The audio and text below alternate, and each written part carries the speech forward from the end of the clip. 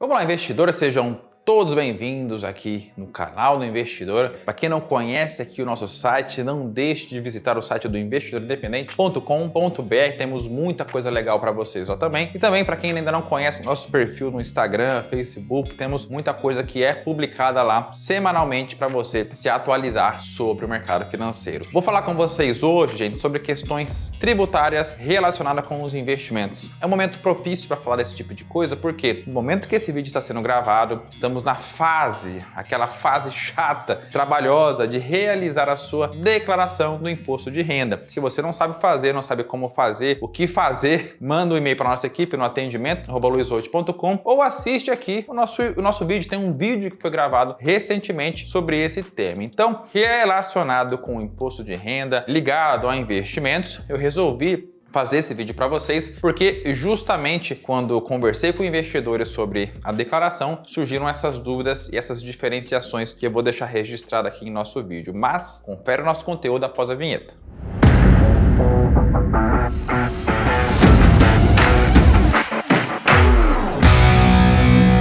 Vamos lá, investidora, para você que ainda não é inscrito, não deixe de se inscrever. Para você que já é inscrito, não deixe de dar o seu like, que ajuda aqui no crescimento do nosso conteúdo, para a gente saber, né, que estamos te ajudando de alguma forma. Gente, vamos lá. Vou falar com vocês hoje sobre o imposto de renda em cima dos seus investimentos, porque existem formas diferentes de você ser tributado. Muito provavelmente, alguns do que eu vou falar aqui para você já conhece, mas algumas situações eu vou tentar aqui esclarecer, dar uma ênfase a mais para vocês, tá? O que eu pago de imposto de renda, Luiz, quando eu trabalho com day trade? Gente, isso vocês já sabem, é 20%. Fácil de você achar ali no Google. Luiz, o que eu pago de imposto de renda dos investimentos que eu faço?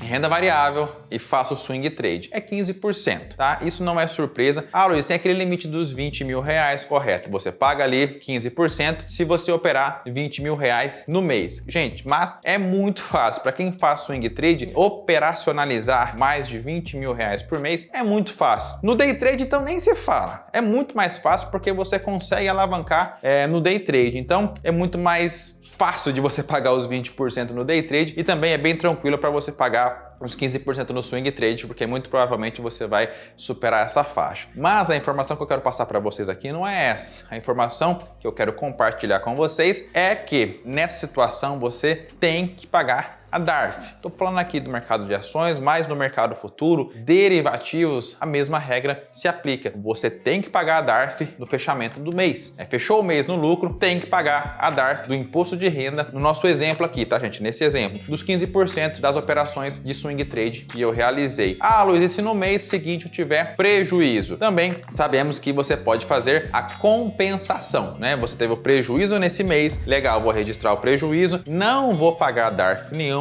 mas no mês seguinte, primeiro mês no lucro, segundo no prejuízo, terceiro mês no lucro, você faz a compensação do imposto a ser pago no terceiro mês com base no prejuízo do segundo mês, tá? Então, esse tipo de compensação é muito comum e você não pode se esquecer de executar, de fazer isso aí no seu controle financeiro, na sua gestão financeira dos seus investimentos. Entendi, Luiz. Nesse segmento de bolsa de valores, né, ações, derivativos ou mercado futuro, ou BMF, no passado, eu entendi que essas são as alíquotas e esse é o formato. Operei um mês, pago, operei outro mês e pago. Ah, Luiz, mas e essa declaração anual do imposto de renda? Eu tenho que fazer, sendo que eu já paguei o imposto todo mês, né? Compensei, enfim, gente, não tem nada a ver uma coisa com a outra, tá? E vai fazer sentido para os outros exemplos que eu vou utilizar para vocês aqui. Vamos falar agora de fundos de investimento. Luiz, investir lá em fundos de ações, eu tenho que pagar lá 15% de imposto de renda quando eu sair lá desse fundo de ação lá daqui 2, 3, 4, 5, 6 meses? Ou, por exemplo, eu vou ter que pagar o imposto de renda desse fundo de ações, sendo que eu investi só 5 mil? Ou seja, aloquei 5 mil nesse fundo de ações, tirei 5 mil, eu movimentei 10 mil, Luiz, não é 20 mil,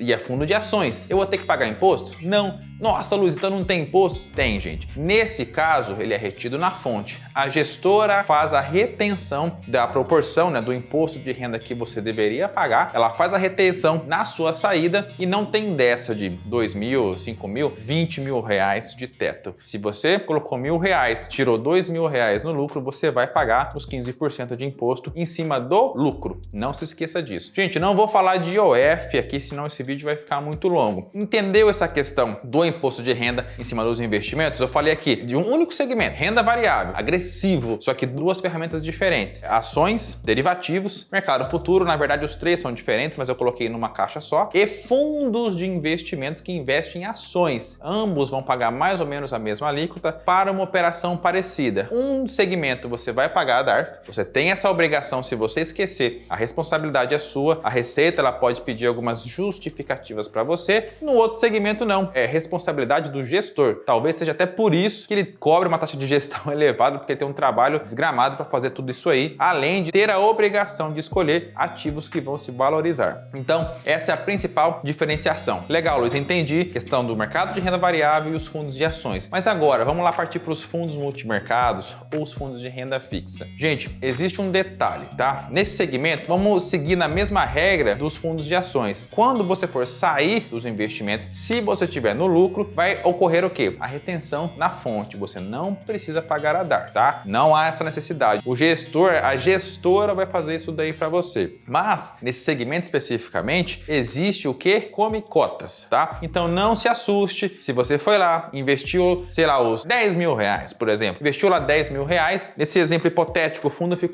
foi de 10 mil para 11 mil. Ó, ganhou 10%. E você vê ali um risquinho do gráfico de controle da sua carteira. É normal. Por quê? Nos meses que eu vou colocar na tela para você aqui agora, ocorre o come cotas. O governo, ele antecipa, vamos falar assim, a Receita Federal, ele antecipa o que ele já teria que receber de você lá na saída do seu investimento, lá quando você resolve sair. Mas ele quer antecipar, por quê? Ele não sabe quando que você vai liquidar esse investimento para ter aquela retenção na fonte. Então ele antecipa na menor alíquota, que é os 15%. Se você sair antes de 6 meses, antes de 12 meses ou antes dos 18 meses, ele tira o restante na saída, como eu falei para você quando você faz o resgate. Do contrário, ele vai tirando os 15% do lucro, não é do principal, é do lucro, nos meses que eu coloquei aqui para vocês na tela. Então isso vai acontecer, não se assuste, não é prejuízo, mas essa prática, ela vai mudando os dados do gráfico do seu investimento realizado em fundos quando você visualiza na plataforma, tá? Então não se assuste. Para todos esses segmentos que eu falei, independente de você ter visto que foi debitado dos fundos de investimento por meio do come cotas ou na sua saída do investimento por meio da retenção na fonte, não quer dizer que você não tenha que fazer a declaração anual do imposto de renda. Você tem que fazer sim. Dentro da renda fixa, mesma coisa. Alguns investimentos de renda fixa, por exemplo, debenture incentivada, LCI, LCA, não vai ter imposto, né? Você vai ter ali a isenção do imposto de renda, mas caso você vá fazer a declaração, tem que ser declarado. Porque não tem imposto de renda em cima desses investimentos, não quer dizer que você não tenha que declarar. Você tem sim. Informação importante agora em cima dos CDBs, CDBzão de banco, debenture não incentivada. Você entra naquela alíquota que eu falei, 22, 20, 17, 15% de imposto de renda, que também é retido na fonte. Nesse caso, você também não precisa se preocupar. Quando você faz a sua aplicação, vamos pegar um CDB como exemplo, na instituição X, ficou lá 10 mil, teve